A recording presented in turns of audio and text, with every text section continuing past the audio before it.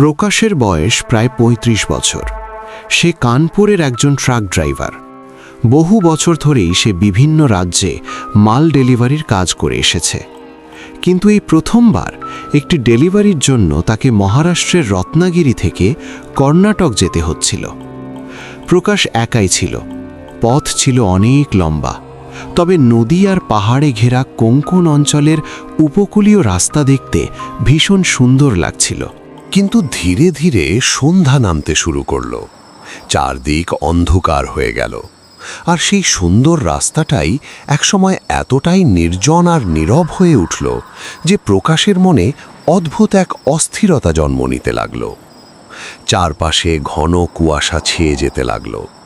কুয়াশা ভেদ করার জন্যে প্রকাশ ট্রাকের হেডলাইট আরও জোরে জ্বালিয়ে দিল। ঠিক তখনই সে লক্ষ্য করল সামনের ফাঁকা রাস্তাটা আম গাছ দিয়ে ঘেরা, আর রাস্তার দুই পাশে পড়ে আছে বিশাল বিশাল পাথর। যখন সে সেই জায়গার কাছাকাছি পৌঁছালো, হঠাৎ তার চোখে কিছু পড়ল। রাস্তার ধারে দাঁড়িয়ে আছে একটি ছোট্ট ছেলে। ছেলেটার গায়ে স্কুলের ইউনিফর্ম, পুরো শরীর মাটি আর কাদায় লেপ্টে আছে, পায়ে কোনো জুতো নেই। প্রকাশ ধীরে ধীরে ট্রাকের গতি কমিয়ে ছেলেটার কাছে গিয়ে থামালো।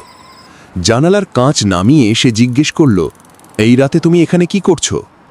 কিন্তু ছেলেটা কোনো উত্তর দিল না। সে শুধু নিচের দিকে তাকিয়ে রইল। প্রকাশ আবার ডাকল। এইবার ছেলেটা ধীরে ধীরে মাথা তুলল, আর তার ঠোঁটে ফুটে উঠল এক ভয়ঙ্কর অস্বাভাবিক হাসি। এমন হাসি যেটা কোনো স্বাভাবিক মানুষের হতে পারে না। আর পরের মুহূর্তেই ছেলেটা প্রকাশের চোখের সামনেই কুয়াশার ভেতর মিলিয়ে গেল। এই দৃশ্য দেখে প্রকাশ পুরো কেঁপে উঠল। সে পাশের বোতল থেকে পানি খেল। 2 মিনিট পরে নিজেকে বোঝাতে চেষ্টা করল হয়তো সবটাই তার কল্পনা। তবুও ভয়ে তার ভেতরে ঢুকে পড়েছিল। সে সিদ্ধান্ত নিল যত তাড়াতাড়ি সম্ভব কর্ণাটক পৌঁছতে হবে। প্রকাশ আবার ট্রাক চালানো শুরু করল। কিছু দূর যাওয়ার পর সে আবার ঠিক সেই একই মোড়ে ফিরে এলো। চারপাশে বড় বড় পাথর, আম গাছ, ঠিক সেই জায়গা যেখানে সে ছেলেটাকে দেখেছিল। এইবার সে আর থামল না। কিন্তু আশ্চর্যের ব্যাপার, যতই সামনে এগোয় বারবার সেই একই জায়গায় ফিরে আসছে। কিছুই বুঝতে পারছিল না প্রকাশ। 2 মিনিটের জন্য গাড়ি থামিয়ে সে মোবাইল বের করে ম্যাপ দেখল। সে তো ঘন্টার পর ঘন্টা ধরে ট্রাক চালিয়ে আসছে, কিন্তু ম্যাপে এখনও কর্ণাটক পৌঁছতে ঠিক আগের মতোই সময় দেখাচ্ছে। সে এক সহকর্মী ট্রাক ড্রাইভারকে ফোন করতে গেল, কিন্তু ফোনটা হঠাৎ বন্ধ হয়ে গেল। চার্জারে লাগালো, কিন্তু ফোন চার্জও নিচ্ছিল না। ঠিক তখনই আবার সেই ছেলেটা, একই ময়লা স্কুল ইউনিফর্ম, একই খালি পা, একই ভয়ঙ্কর হাসি। সে রাস্তার ধারে দাঁড়িয়ে প্রকাশের দিকে তাকিয়ে হাসছিল। প্রকাশের রক্ত যেন জমে গেল।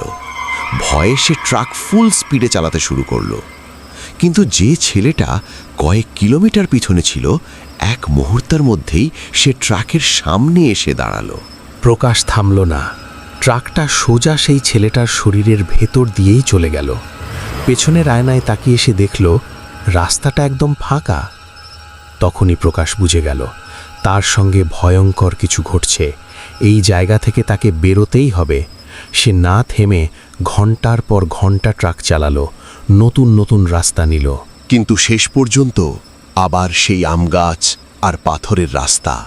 এবার সে রাস্তার কিছু দূরে এক বৃদ্ধ লোককে হাঁটতে দেখল। সাদা ধুতি পরা, লম্বা পাতলা একজন বুড়ো। প্রকাশের মনে একটু আশার আলো জ্বলে উঠল। সে ট্রাক থামিয়ে ডাকল, কিন্তু বুড়ো লোকটা ঘুরতেই প্রকাশের শরীর শিউরে উঠল। তার চোখ দুটো নড়ছিল না, শুধু দুটো কালো গর্ত, আর তার মুখেও ঠিক সেই একই ভয়ঙ্কর হাসি।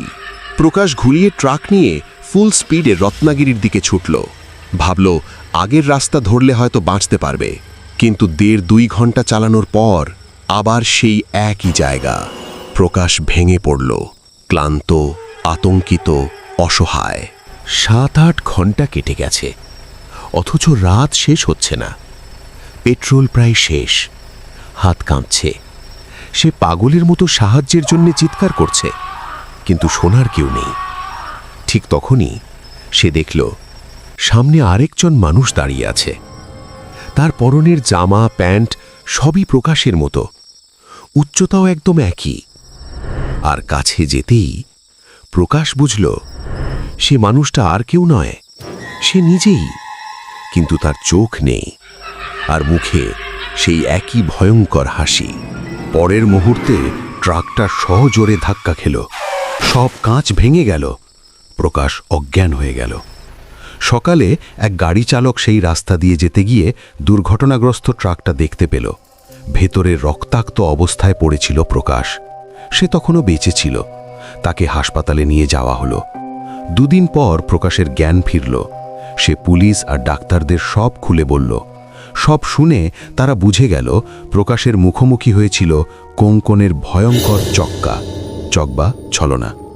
চক্কা কোনো এক রূপে আসে না, কখনো শিশু, কখনো বুড়ো, কখনো মানুষ, কখনো নিজেরই ছায়া।